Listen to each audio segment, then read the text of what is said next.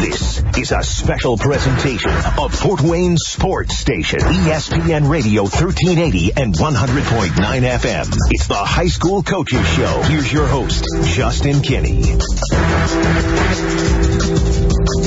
Welcome in, everyone. Thursday edition of the High School Coaches Show.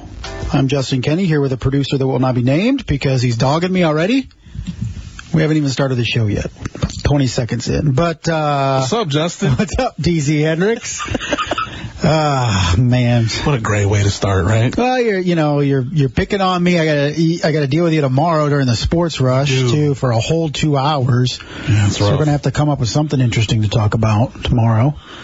But yeah, despite you talking crap, thank you for sticking around, helping me out here from 6 to 7. Talking area high school basketball, plenty to talk about. Got semifinals and finals coming up in the sectional on the girls' side, and it was a big slate of boys basketball games tonight. Non-traditional night for a heavy night of basketball, but because of the girls' sectional week, it's kind of thrown the schedule off on the boys' side. But several games already been postponed for the evening, obviously with school being out today.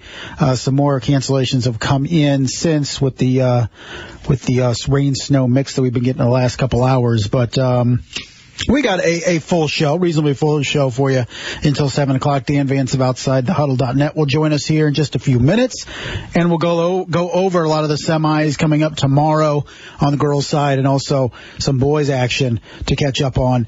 Eric Thornton, Norwell Knights, will join us at about 6:15. We'll talk some girls' basketball as his team prepares for a matchup tomorrow against Mississinawa at Mississinawa, and then the winner will play either Belmont or Oak Hill on Saturday night. So a very competitive sectional at Mississinawa. We'll talk to Coach Thornton about that. And then the bottom of the hour, Rod Chamble, Northrop Bruins, will join us. Talk some boys basketball as his team knocked off Homestead last Friday night in a surprising win on the road, and then fell short on Saturday at Marion, but gave a admirable effort down there against the Giants. So we'll talk to Coach Chamble about the state of SAC boys basketball. But, DC, we're going to bring on the guy that you enjoy dogging me with.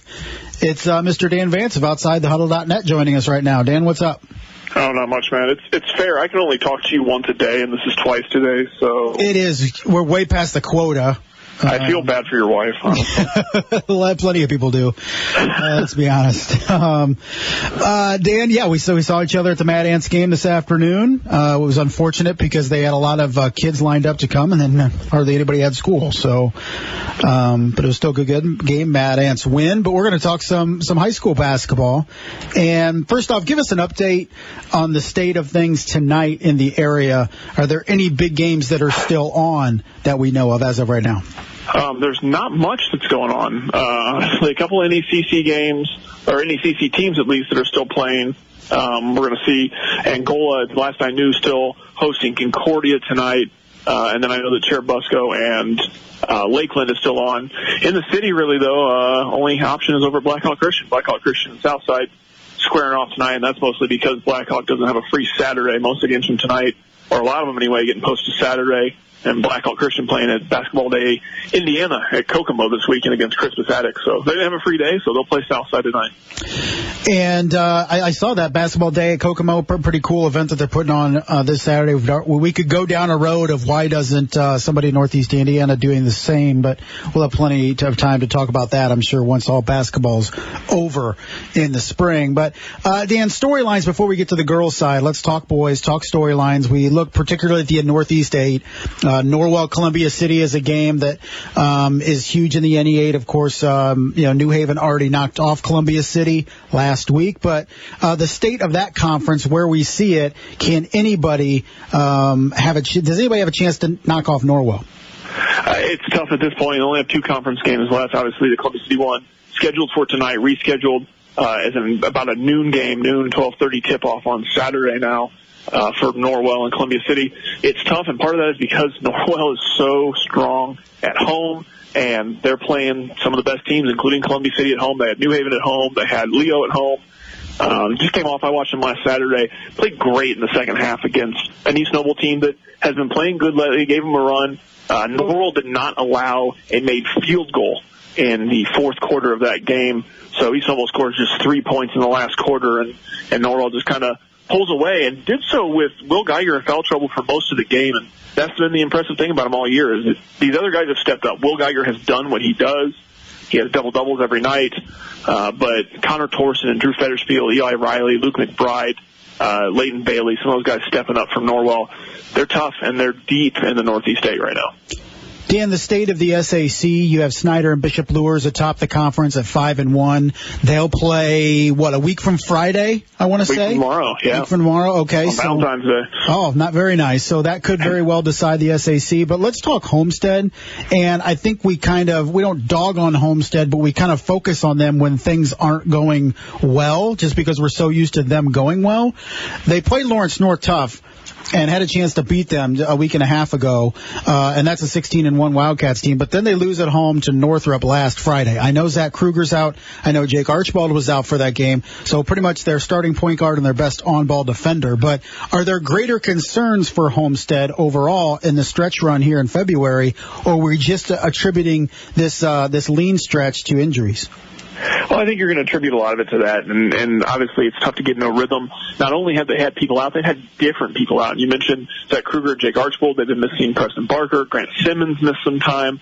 So when you have different guys out, and you have to get a little more lean. Now, obviously, there's guys who have stepped up. Patrick Raudenbush has been great for him in that stretch. Andrew Leeper has really gotten some good varsity minutes and really stepped up in that stretch as well. So luckily, Homestead has that ability to have the next guy up. But, yeah, it's hard to get your footing when you have so many guys out and different guys. You know, they look like they were going to be solid again. Simmons back in the lineup, and then Archibald's out ill. So it's tough to kind of get any kind of forward force and momentum when you have different guys out all the time. What do you make of Snyder? I mean, they've won 3 games by a single point in the last 2+ weeks. They hadn't done that in the last 12 seasons combined. Find a way to beat Carroll on the road last week. That Cherubusco comeback that we talked about last week was huge.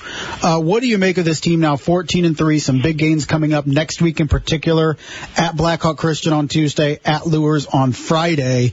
Is this the team to beat in the SAC as of right now? And could they be capable of making a deep run in 4A? I think that they're the team to beat right now just because how do you beat them? And, Cherubusco had them beat for 31 minutes last week. Not a great game out of Snyder, really good game out of Cherubusco. And the Eagles had that game won for 31 minutes. And Snyder makes about the most improbable comeback I've ever seen in person to score, coming from down 10 with 45 seconds to go to win that game at the buzzer. And then, they pour it on. They have a great game against the DeKalb last week, a 3-win week, beat up on them, and then went up and beat Carroll, and it's always hard to win at Carroll. So I just don't know how you beat them right now. They got a lot of guys, obviously Dylan Duff and Michael Ely at the top of the food chain, but, John Barnes is hitting big shots. Jay Sean Underwood has played great on both sides of the ball. Usually we're just talking about him as a defender. He's played great offensively. Jade Moore stepping up. Carson Jenkins had a really good week last week. So you got a lot of guys playing well for them. They're just kind of rolling along, and that was the question about Snyder. Last year, they lost in the holiday tournament in the finals, and then there was never solid ground. There were games they should have won, they didn't. This year, they've been tough. Since they lost in that holiday tournament final to Carroll, they have just one loss, and it was to number 1 Lawrence North. And other than that, they've just kind of rolled through or, gone through by the skin of their teeth sometimes, but they're doing it. They're winning the game in every way they can. And so they got to be your favorite just because I don't know how you beat them right now. They definitely don't ever say die. Dan Vance of OutsideTheHuddle.net joining us here on the ESPN High School Coaches Show. Dan, let's look at the ACAC really quick. Bluffton can wrap up this conference with a win over Heritage this weekend. It's a team we haven't talked a lot about. The Bluffton Tigers 11-5. They can go 6-0 in the ACAC with a victory this weekend. Break this team down for us. Coach Chris Benedict in his 4th season really seems to have this Bluffton team really firing on all cylinders for really the first time since he took over. Yeah, absolutely. And they've won the tough games. And you look at Heritage as an opponent. I don't want to call it easy, but it's definitely a down year for Heritage. So yeah, they're rolling. Tanner Cooley, basically the only major contributor back from a sectional championship team last year, has been great down low for them. He's so long. You add in Hayden Nern, who's the quarterback on their football team, another kid who's just very tough down low. Kane Thornton has shot the ball extremely well. They're a team that is gritty.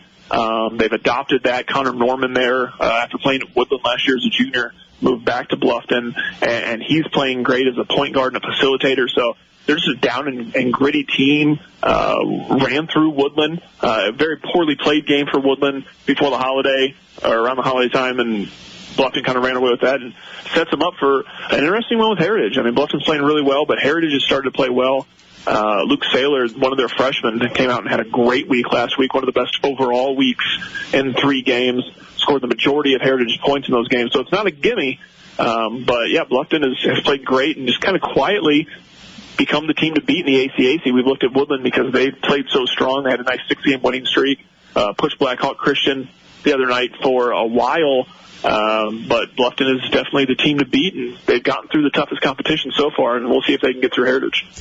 When we look at the NECC, we have 3 teams atop the conference with 1 loss. Some of them have more wins. Westview 7-1, Prairie Heights 6-1, Cherubusco 5-1. What do we make of where this conference is at right now, and who has the edge down the stretch to win this thing? I think Busco has the edge down the stretch because of the fact that you look at all those top 4 teams, you have to play the other 3, and where you're at, Busco has already played the other 3 in the regular season. Wins over Westview at Westview was great. Beat Central Noble last week. So they're sitting at 2-1 against those top teams. Obviously, they lost to Prairie Heights before Landon Jordan was in the lineup. Central Noble still has to play Prairie Heights in the regular season. Westview still has to play Prairie Heights in the regular season. So if Westview can get through Prairie Heights, then you're looking at a Westview-Busco tie atop, and then if Prairie Heights can get through both of those games, which is very hard, Westview and Central Noble, who they split with in the NECC tournament, they're there. But right now, I think Busco is in favor because they don't have to play those top teams anymore. They've already been through them.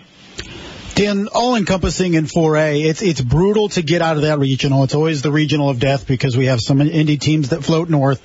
But when you look at the Sagarin ratings right now in 4A, there is not a single 4A team in the area that's in the Sagarin until you get down to number 19 with Carroll. The top 18 teams are out of area. Do you see anybody, I mean, Snyder there at 22, Homestead at 23, but do you see anybody having a shot to emerge out of that 4A regional locally? You know, it's going to be tough, and it's funny, though, because that 4A regional is kind of down this year compared to what we're used to and what we've seen in past years where basically that regional produces state finalists or state champions so much. So it's down a little bit. I think with a good run, there's chances. You mentioned all 3 of those teams from the SAC, and Snyder, Carroll, and Homestead. Healthy, with the right momentum, I could see getting through that regional, but yeah, it's always going to be tough in 4A in the north half of the state. All right, Dan, let's talk some girls basketball here. We got semifinals coming up tomorrow. Of course, weather permitting, looks like we should get these games in. But in terms of intriguing matchups, what do you see tomorrow on the sectional semifinal schedule that really has your eye? We're really looking at Concordia and that 3A sectional there. To me, is the most intriguing. You have the matchups of Angola, Concordia, Woodland, Garrett. 4 teams that I think are all still capable of winning the sectional. We obviously look at Angola as the favorite, and for good reason. They're 21-2. They have the longest active winning streak of any team in the area on the girls' side. And have won 20 straight games. So they're obviously the favorite, but Concordia's playing good basketball, knocked off Woodland last week. And Garrett's a really good basketball team, very young. 3 sophomores lead them. Their best player is a freshman in Bailey Kellum. But I think all 4 of those teams are capable of winning that sectional. So for me, that's most intriguing. And then you look down at Mississinawa and some good games there, and a possible Norwell-Belmont rematch in the finals of that. Norwell coming back after being down 19 points in the first quarter on Tuesday against Bishop Luers, came back and won that game. Kind of makes them look a little invincible right now, too. You look at Mississinawa, like you mentioned, could be a Norwell Belmont. Oak Hill there sitting as well. Homestead and South look like they're on a collision course for the final at Southside. That could be a really good atmosphere on Saturday evening. How do you see that matchup shaping up? Does Southside have enough to potentially knock off the Spartans?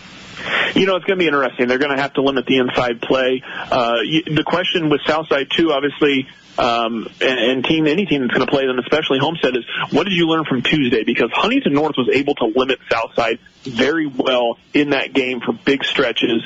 It was a 2-point game at halftime. South leading Huntington North, who you would expect that game to be a little more out of hand. It was a 2-2 game after the first period. So what do you learn from Huntington North? Not that Homestead plays that style, but clearly to be able to limit Southside to 2 points in a quarter, if your team's getting ready to play Southside, you kind of have to take something or try to take something from that, because that team is so good at getting up and down the court and scoring that Huntington North found some sort of something to work with on Tuesday. And so you have to take from that, because you're going to have to stop this team defensively from getting up and down the court, and you're going to have to power through them inside. Dan, Outside the Huddle was first to break the resignation of Angola boys basketball coach Ed Bentley yesterday. It happened, you could debate whether it happened Tuesday night, Wednesday, whatever it happened. My question to you, and we don't need to go into detail on this particular situation, but it's just the latest example of potential parents having a lot more power than they used to have in terms of dictating what happens with a program. Do you feel we're reaching a point where parents are having too much in the way of say or power when it comes to high school athletics? I do, and you know, in this particular situation, I don't know all the ins and outs. I know some of them. I know rumors. I know facts, and you could try to make out of it what you want. But yeah, it's a situation where you know, coaches are hired for reasons, and you know, to see something like this mid-season is unfortunate. Whatever at the end of the day led to his resignation, there are always two sides to the story. But to see it happen mid-season, to see it happen a month before sectionals, I think that we have to look at where the involvement is and where the support is institutionally. And if your support is with your coach or your support is with your parents, I think that that's an interesting question for all athletic directors and administrators moving forward. And obviously the situation is going to bring a lot of light to that because it's so odd. And now this is the second time in the last two seasons the NECC has had a coach resign mid-season. We saw it at West Noble last year, but that was 4 or 5 games in. So even that one was a little less odd, I guess, than seeing a coach resign a month before sectionals. Dan, before we let you go, what is new at OutsideTheHuddle.net, my friend? Well, we'll have coverage all weekend, obviously, of the girls basketball sectionals. We'll be out at Concordia tomorrow night. We'll be out at a couple championship games on Saturday night. So you'll have coverage of that. Have a story today on Angola's Allie Lawrence, a big part of that girls program and a big part of their resurgence. She's sat out all of last year. So you can kind of find out about that story, a very unique story when we talk about kind of what we just did and a player and a coach who weren't on the same page. And instead of freaking out, instead of making some big decision, she sat out a year and came back and has been a big part of that program. And tomorrow, Bounce is going to have a great column on some of the most disliked things heard from the stands. Obviously, you and I, Justin, have sat in the stands. A lot of DC has, too. You hear a lot of things at high school games, and Bounce kind of touches on that tomorrow with a column. And then we'll get in next week, and we'll preview girls' regionals and definitely set up some previews for the chance of the SAC title being on the line next Friday as well. Good stuff, as always. All right, my man, I'm sure I will catch up to you this weekend at some sectional event. But for now, appreciate you coming on. We'll talk to you next week. All right, thanks, guys. That was Dan Vance of OutsideTheHuddle.net joining us as he does each and every Thursday at 6 o'clock to break down everything going on locally in girls and boys basketball. Of course, entering sectional championship weekend as we'll crown some sectional champs on Saturday evening. And one of those teams that will be trying to win a sectional championship, something they didn't do a year ago, are the Norwell Knights. They're coached by Coach Eric Thornton. He'll join us after the break. You're listening to the ESPN High School Coaches Show, ESPN Radio 1380, 100.9 FM. With so many popular hairstyles for men, guys, you need a haircut from stylists that specialize in men.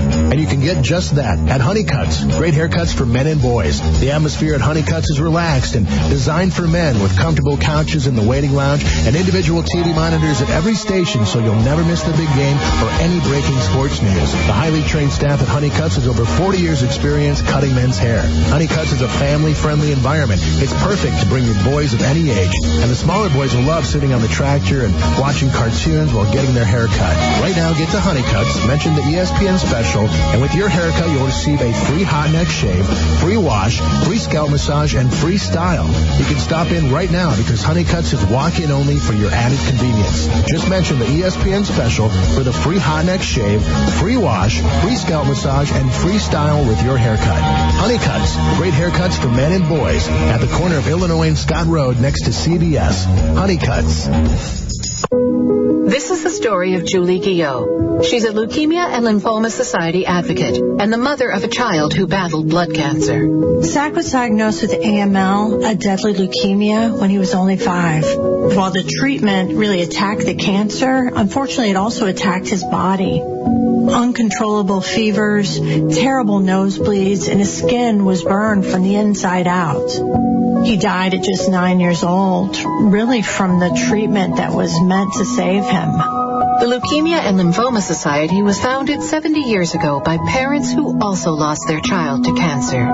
Today, we're pioneering breakthrough treatments for kids with cancer. We are so close to finding better treatments for kids with cancer. So it's too late to save Zach, but working together, we can save thousands of kids just like him. Visit LLS.org and save a child's life. I'm Tino from 12220. In my community, a lot of families don't encourage higher education. I'm Guy in zip code 40220. I like my neighborhood okay, but sometimes it's hard to make friends here. The Y Achievers program opened my eyes to future possibilities and helped me prep for college. At the Y camp, it's really a safe place. All of the people there are really accepting and nice. At the Y, my zip code doesn't define my future. I do. Support your local Y at ymca.net/for-a-better-us. City streets or small towns, everyone deserves a clean, green community. We are Keep America Beautiful, the nonprofit working to end littering, improve recycling, and beautify communities. Let's do beautiful things. Visit KAB.org. You're listening to the High School Coaches Show on Fort Wayne Sports Station, ESPN Radio 1380 and 100.9 FM. Welcome back to the High School Coaches Show here on a Thursday night, here till 7 o'clock, talking area high school basketball. Speaking of, tomorrow night, D.C. Hendricks doubleheader out of Concordia Lutheran High School. John Nolan will bring you all the action in the girls' sectional semifinals, with Garrett and Woodland tipping off at 6 o'clock. It'll be followed by Concordia and Angola at about 7:30, 7:40. And the winners of tomorrow night will advance to Saturday's sectional championship game that at Concordia will be played Saturday night, I believe, at 7:30 Saturday evening. So we'll be crowning plenty of girls sectional champions on Saturday evening, and one of the teams that hopefully for the Norwell Knights be lifting a sectional trophy on Saturday night. They play a tough game tomorrow against Mississinawa. Then we'll play either Belmont or Oak Hill on Saturday night if victorious tomorrow. And their head coach is Coach Eric Thornton. Joins us on the line right now. Coach, how are you? I'm good, Justin. How you doing?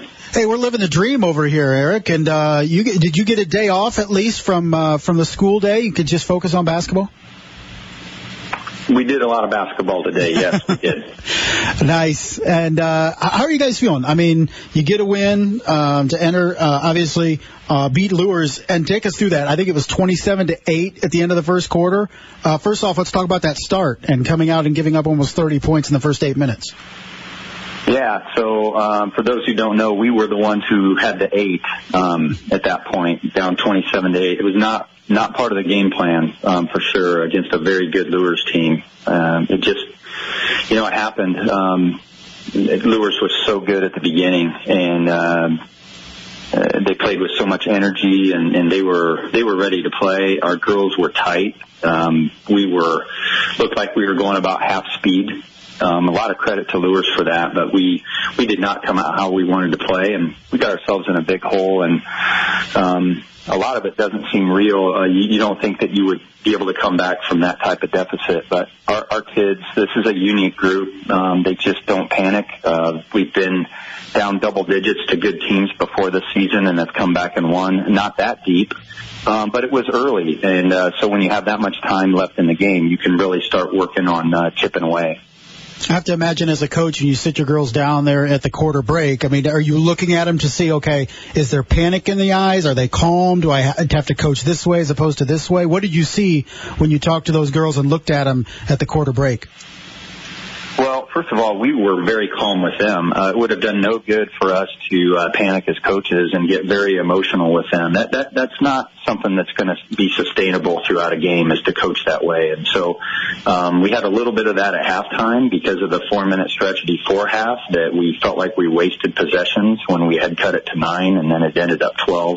We felt like we let some things go there, and that's probably when we were more upset with our kids. But our kids didn't have any panic at all. We really focused on just trying to do the right thing. I mean, that basically was it on both ends of the floor. Let's try to get better defensively.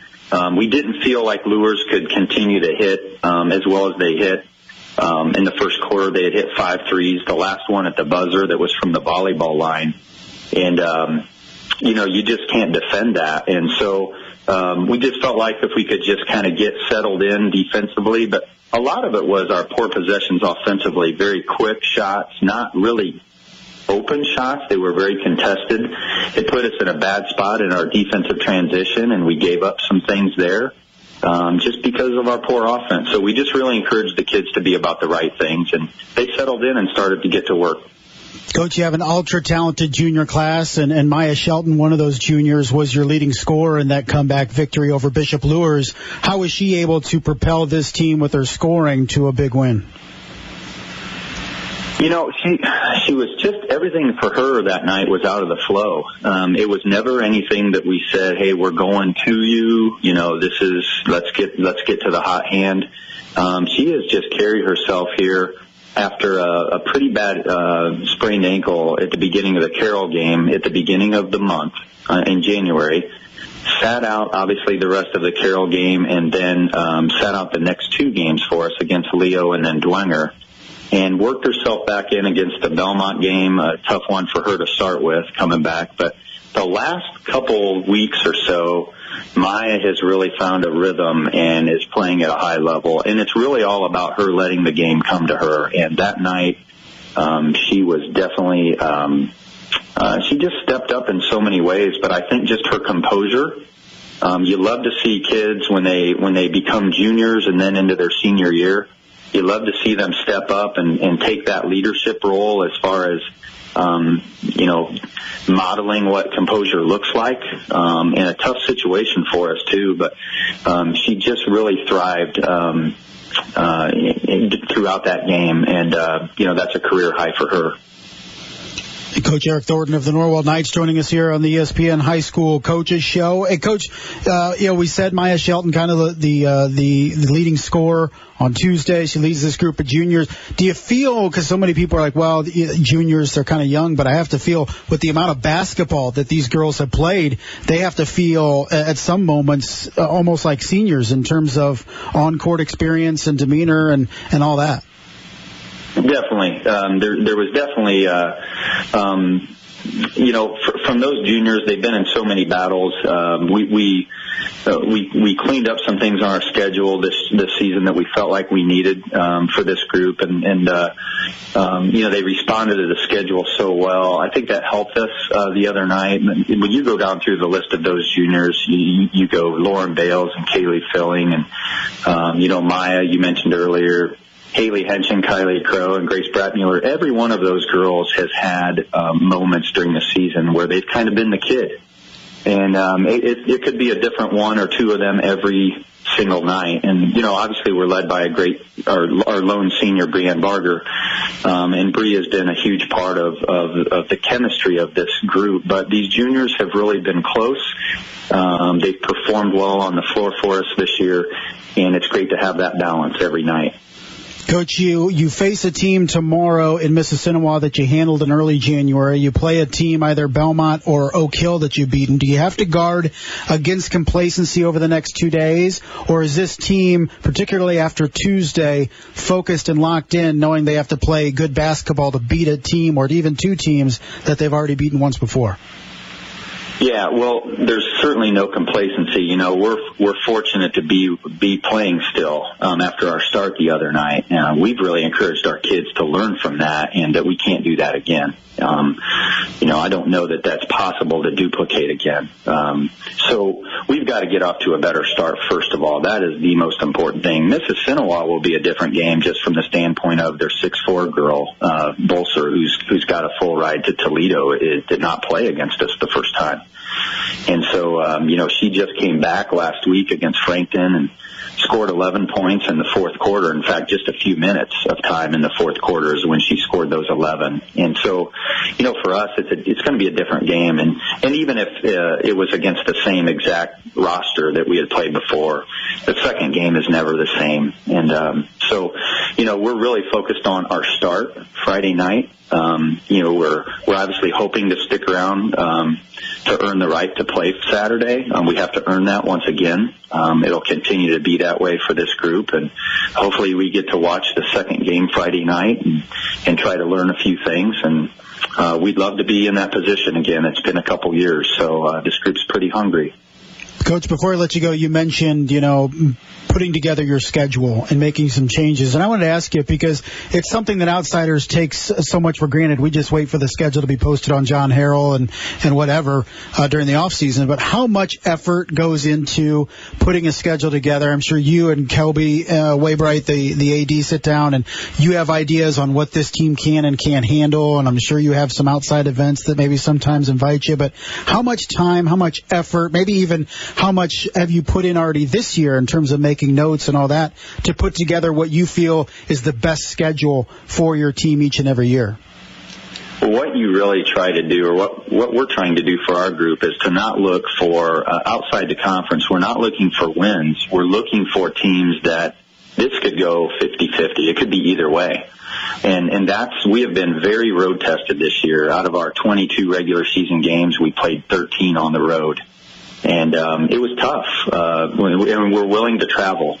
I think it does our kids good to be in games that we could get beat if we don't play well, but we also have a chance to win, a legitimate chance, not an easy chance to win. That does us no good. It doesn't help us. We want to be in games where we have to execute down the stretch, and every possession matters. I think that's quality. That's quality for us, and allows us to grow our confidence. If we can win those close games, it really builds our confidence in our girls. And if we don't, like we dropped our 4 losses this year were by 2, 2, 5, and 5. You're going on the road to Carroll and Warsaw, you lose by 5.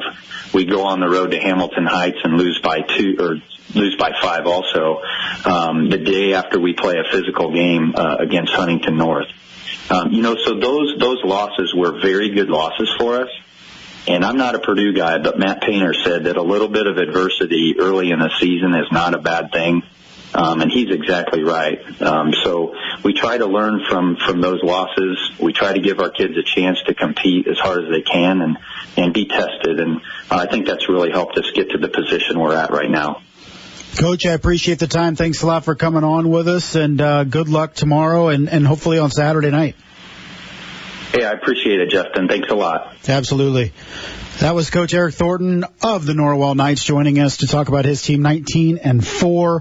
We'll take on Mississinawa tomorrow, 13-9, the sectional host. 6 o'clock will be the tip at Mississinawa. That's in Gas City in Grant County if you're looking to head down there. The second game will be between a couple of 16-7 teams, Belmont and Oak Hill. And Oak Hill is a team that at 16-7 feels like a rebuilding year for the Golden Eagles. Todd Law has built a powerhouse in Central Indiana at Oak Hill, and they won a state title. I think it was last year, maybe even the year before. So definitely a very, very good basketball team in Swayze, Indiana at Oak Hill. But we're going to take a break. We'll switch over to the boys' side of things when we come back. Coach Rod Chamble, Northrop Bruins, will join us. You're listening to ESPN High School Coaches Show, ESPN Radio 1380, 100.9 FM. Now you can purchase your ED medications locally for less money. The Medicine Chest Pharmacy on East State in Fort Wayne has been Fort Wayne's local trusted specialty pharmacy for over 40 years. And now when you transfer your prescriptions for sildenafil or tadalafil, that's generic for Viagra and Cialis, the Medicine Chest has them available at a fraction of the cost. Easy pickup or discreet delivery available. Transfer your prescription online and refill with their mobile app. Go to MedChestRx.com now for ED medications locally for less money from the Medicine Chest Pharmacy on East State in Fort Wayne. This Girl Scout cookie season, we Girl Scouts would like to say thank you, America. Thank you, cookie cravers, Thin Mint enthusiasts, peanut butter patrons, shortbread devotees. Every time you take a bite of a Girl Scout cookie, it's good for us. Your coconut and caramel cravings are our chance to practice goal setting. Your midnight snacks help us learn to manage money. Your freezers aren't just full of tasty treats. They're packed with entrepreneurship. That's right, entrepreneurship. You probably can't taste the business ethics or the decision making or the people skills, but they're in there in every single mouthful. Every time you eat what's in the box, we learn how to think outside of it. So raise a glass of milk and raise our chances to reach our potential. Eat up, America. We're counting on you. I'm Catalina. I'm Melody. I'm Katie. I'm Devin. I'm Hannah. I'm Addie. I'm Juliana. I'm Nicole. I'm Olivia. I'm Colette. I'm Stefania. And we approve this message. The Girl Scout Cookie Program. Think outside the box. Dreaming of becoming a professional race car driver? Speeding around empty parking lots is a start, but going pro takes time. So does quitting smoking. It's not about stopping in one day. It's about starting with day one. You just need to take that first step. Get started on your journey toward a smoke-free life with the American Cancer Society. We'll give you the support and resources you need to quit smoking. The finish line is closer than you think. Learn more at cancer.org/smokeout. Vicky, how you doing? How's the knee? It's coming along, doctor, but still some soreness. Well, let's see. This soon after surgery, some pain is pretty normal. I was hoping to get more painkillers. The first round worked great. We're being very careful with those now. Prescription painkillers are opioids, same as heroin. It's easy to start taking them, not so easy to stop. Last year in America, an average of 40 people died from opioid abuse every day. Long-term addiction has become America's newest health epidemic. So no pills? Vicky, you're doing great. So let's try these anti-inflammatories, plus your physical therapy. If the soreness doesn't continue to get better, give me a call. For opioids, the smaller the dose prescribed and taken, the better. Because even a few prescription painkillers can sometimes go a wrong way. A message from the American Academy of Orthopedic Surgeons and the Orthopedic Trauma Association. Visit orthoinfo.org/prescription safety. Now back to the High School Coaches Show with Justin Kinney on Fort Wayne Sports Station, ESPN Radio 1380 and 100.9 FM. Welcome back. ESPN High School Coaches Show. I'm Justin Kenny here with DC Hendricks, who has a big problem with my handwriting. Calling wrong numbers into the break, trying to get a hold of Rod Chamble.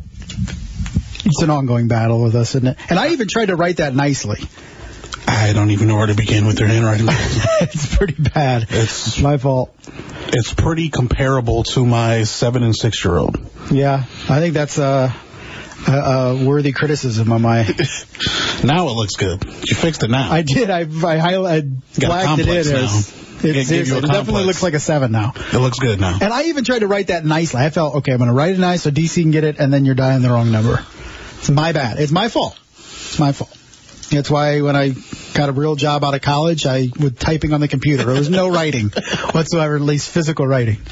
But, yeah, we got him on the phone, though. We got Rod Chamble after some efforts. We're going to talk some SAC boys basketball with Coach Chamble, who's on the line with us right now. Coach, how are you?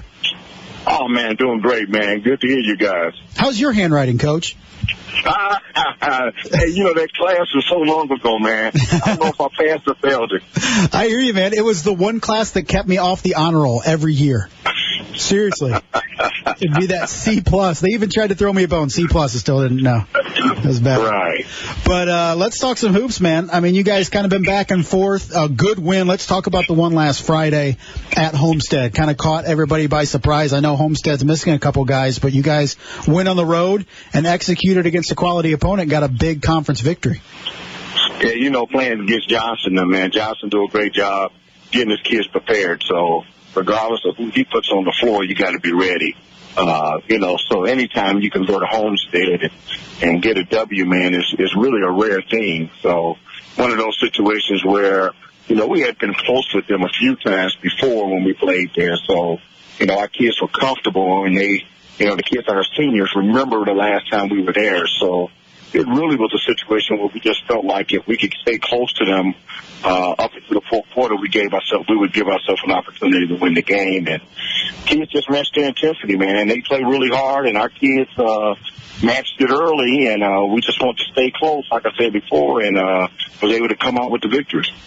Coach, one thing I've noticed with the schedule this year, and I know this is something you like to do, you get that big conference game on Friday, and then you hit the road for a big out-of-conference game on Saturday. It was South and Lawrence North right before Christmas. It was North and Noblesville last month, and last week it was Homestead and Marion. You guys dropped that one to Marion last Saturday, but I see the trend here. You want to challenge your guys after a tough Friday night and come back and have to turn the page.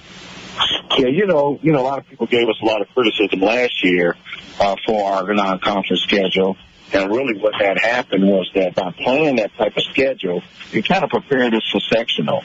So when it came back to play back-to-back tough games, our kids had seen it before. So regardless of win or loss, they remembered how hard you got to compete in order to get those type of victories. So when sectional came around last year, our kids were used to it, whereas some teams, they don't schedule them as tough as we did. So, we're going to try to stick with that format, man, because it seems to work for us because our kids understand that you got to play with energy, not just one night, but 2 nights in a row. And so it's just a matter of preparing. And once we get prepared, we know we have to compete. So we think it works pretty good for us. Coach, you guys started 1-6, then you get Quaylen Pettis back. You're 8-4 since. What does he mean to this basketball team? Oh, my goodness, man. Where do I start? The couple things. One, Pettis has been on varsity since he was a freshman. So, he brings a lot of experience to the table. But more importantly, he's also our point guard. He's also the heart of our team. So you're talking about a kid that's been in a lot of games, been in a lot of situations.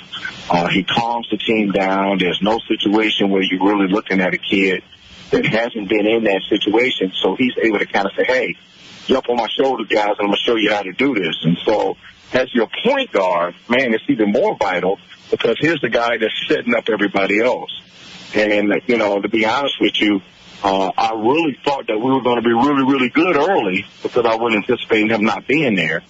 And I was kind of scared that by this time of the year we would fall down because I thought maybe we would peak earlier. But by adding him later in the year, it allows some other kids to gain their confidence, especially our big guy, Bainey. Yeah, absolutely. I mean, the supporting cast has really been guys that have stepped up. And what did you learn about your group? It wasn't like you were playing a bunch of bad teams with that 1-6 start. It was a difficult schedule for you. But what did you find out about your group during that period and then how they bounced back once Quaylen came back? It's so funny because, we look at the whole picture that, our goal is to win section. So one of the things I was able to find out early was that, our kids were trying to compete. We just, at the time, didn't know how to compete. But every time we came to practice, I said, well, what's the takeaway we could take from this game? And they said, we didn't compete in the second quarter. Or, hey, we need to do more of that. But what I learned earlier is that kids they was focused and they wanted to win. We just didn't have that person on the court that's like that coach that was able to kind of help us out. So once we kind of got that and the kids realized that this is something that we can compete if everybody comes together. It taught me early that we needed to keep moving in the same direction we wanted, but more importantly for the kids to understand that in order for us to be a good team, it's going to take everybody, not just one guy adding to the roster. Coach, you guys had a busy December, busy January. You only have 4 games over the final 4 weeks of the regular season. Was that by design? Would you want to be playing more than you are, or are you going to use that for a lot of practice time? Oh, definitely practice time. Man, that's definitely by design. One of the things I believe in is that, practice, if you do them correctly, they're rougher than the game. So we watch our practice film just like it's a game. So, we'll talk about certain things we want to focus on. And so this gives us an opportunity to focus on certain things yesterday. So we'll watch the film on that to start practice, and then we'll go out and try to fix it. So, this time allows us, to really change who we are and get better in areas that we need. Coach, wanted to hit you with this question before we let you go. We saw Ed Bentley of Angola High School step down yesterday in the middle of the season because of, some behind-the-scenes thing going on. But kind of an all-encompassing question because we kind of see this more and more, not just in the area, but when we see stories coming out in different states about coaches being driven out by this or that. But in terms of your experience, do you feel that parents or even adults in general outside of a program are starting to have more and more impact within a program? And do you feel that that's a dangerous precedent to set?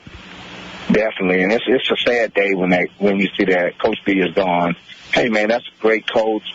This guy, he won at every level against almost anybody he faced. He seemed to have a great program going on. And like you said, you got a lot of outside people who wants to have influence on your program. It's a scary day for coaches because you never know if it's coming from the administrators or if it's coming from the parents.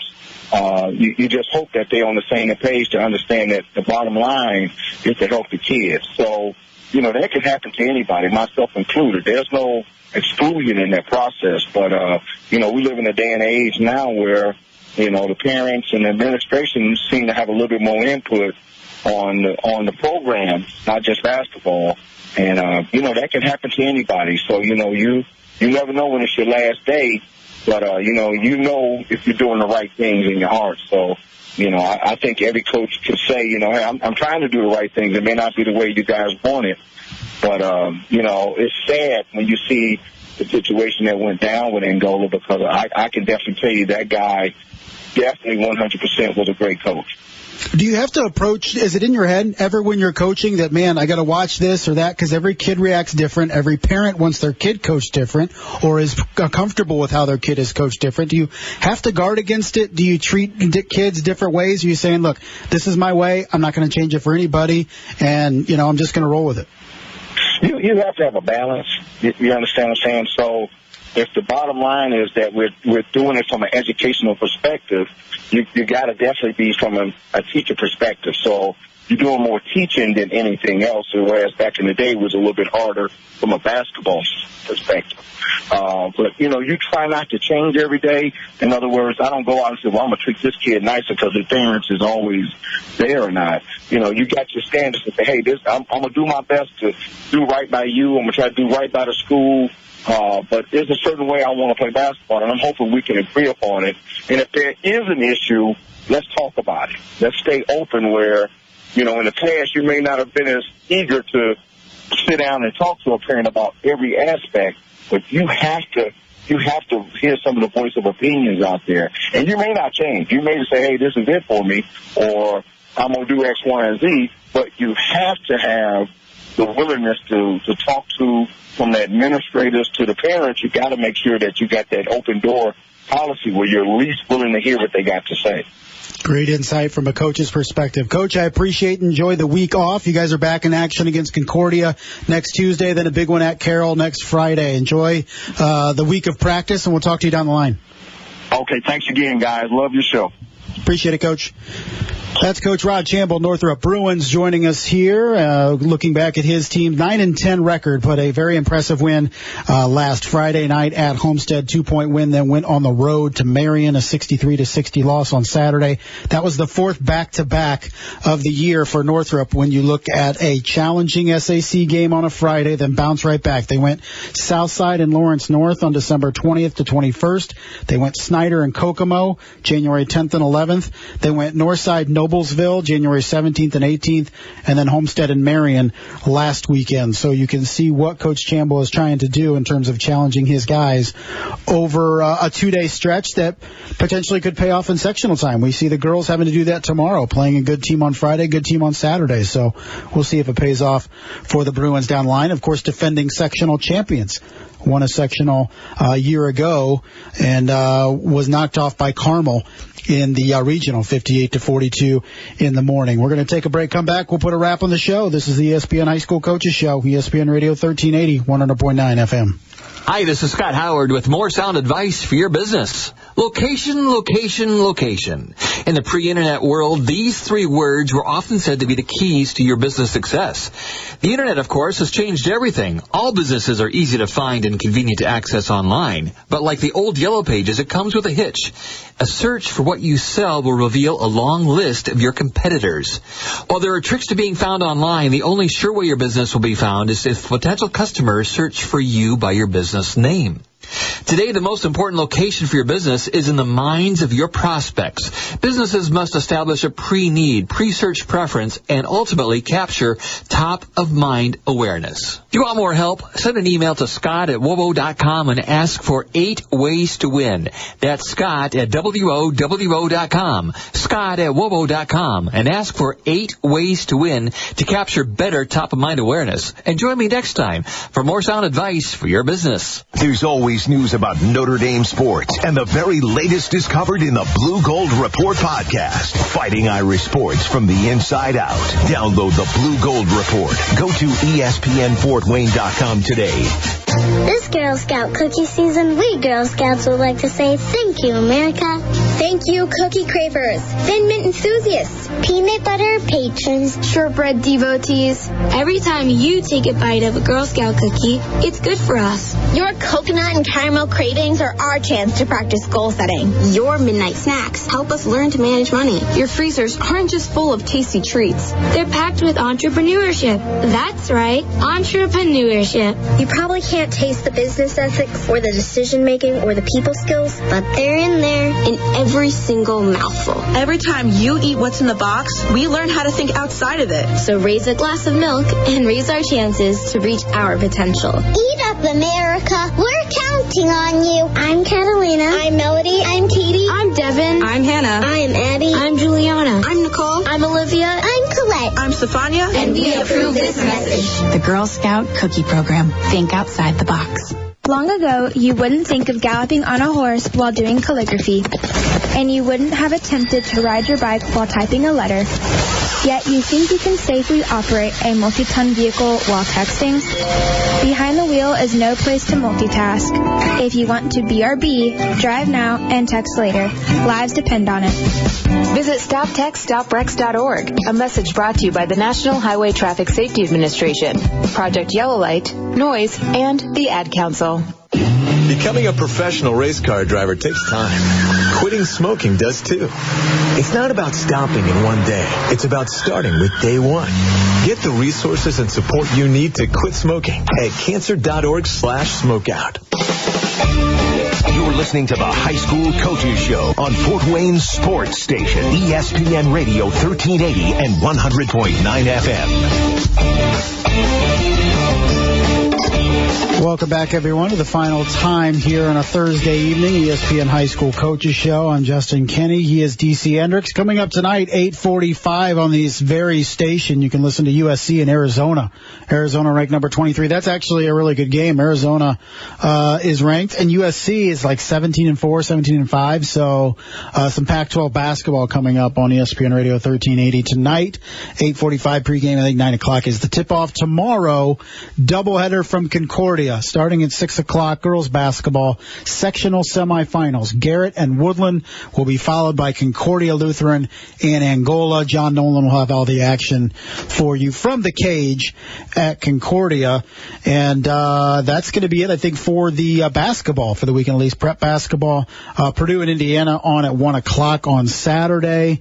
We'll talk plenty about that tomorrow, I'm sure, DC Hendricks, because it'll be you and I in the Sports Rush. From That's right. I was going to say before the high school basketball games tomorrow. You can check us out. Absolutely, for sure. And maybe we'll talk more about the adults surrounding programs, parents affecting programs. You have a young basketball player, young baller.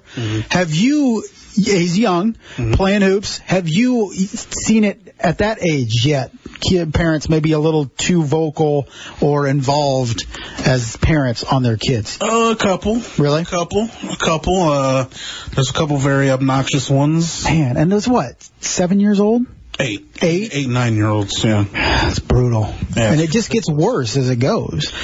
Yeah, they try to criticize the coach for making certain decisions. They're 8 years old. They're kids. Well, they should be pressing. What are they doing? Yeah, it's like, Yeah, it's difficult, and I'm not trying to take sides of the Ed Bentley thing. I don't know the complete story. I know some aspects of it, but everybody you talk to has a different opinion. But it's just the latest example of people outside of a program having probably more power than they should have, and we witnessed it almost every year. I mean, we see, and it's successful coaches too that are pushed out. That's the amazing thing. It's not like bad coaches are getting pushed out. These are good coaches, and we saw on social media yesterday a lot of former players come out and defend Ed Bentley and his style. I understand that his style is not for everyone, and maybe it's a little old school, and maybe it crosses a line at times. But he's an old military guy. He's an old Army, Marine Corps guy. He's done it for years. That's how he's always done things, and I understand how that can ruffle some feathers. But at the same time, it just feels like another example of parents kind of maybe being a bit too involved in things. We see it in different sports. There was actually a thing, a New York high school basketball coach had just taken his team to the state finals and announced, this happened, I think, in March of last year, announced that he was going to step down because of the public harassment he was getting from the decisions he made in that state championship game in New York. I mean, the guy had just taken his team to the state championship game and lost, and public harassment. He decided to resign. I mean, that's the stuff we're talking about. It's crazy. And it happens. Big city, small towns, the sticks, it happens everywhere. Yeah, and unfortunately, this all trickled down. You know, this starts at the professional level. Yeah. Where you can even compare it to that in NFL, NBA, MLB. Social media has just as much a say in who's the coach and team president. Apparently, I mean, even the Knicks just let go of their president. I know they're terrible. And maybe that should have been the decision, but, we're in a day and age where coaches are decided from social media and professional sports as well. So, unfortunately, that's the day and age that we live in. Yeah, I mean, recently a Texas high school volleyball coach stepped down last January after parents constantly pressed her to get their children more playing time. A couple weeks before that, Minnesota high school basketball coach resigned, citing constant abuse from parents. I mean, it's an epidemic, folks. I mean, something needs to happen. I'm not pointing fingers at any individual local issue, but all-encompassing what's going on out there. I mean, and DC says he's already hearing it at 8- and 9-year-old basketball, and I hear it all the time from where I'm at. What's going on? It's an epidemic, and we wonder why people don't want to be coaches and don't want to be officials. It's just it's unbelievable, and I think a lot of people need to check themselves, look themselves in the mirror, and realize what is and is not important, and really kind of dial it back a notch, because it's getting to be way ridiculous. But that's going to finish it up for us here on a Thursday night. Thanks to Rod Chamble, Northrop Bruins, joining us. Eric Thornton of the Lady Norwell Knights came on to talk about his team's semifinal coming out tomorrow against Mississinawa. And we kicked it off as we do each and every week with Dan Vance of OutsideTheHuddle.net. That's going to do it for us. We'll be back next Thursday, 6 o'clock, right after the Sports Rush. Oh, and you can check DC and myself out tomorrow on the Sports Rush 4 to 6, taking you home on a Friday afternoon. Till then, have a good night. We'll talk to you later. This has been the ESPN High School Coaches Show on ESPN Radio 1380, 100.9 FM.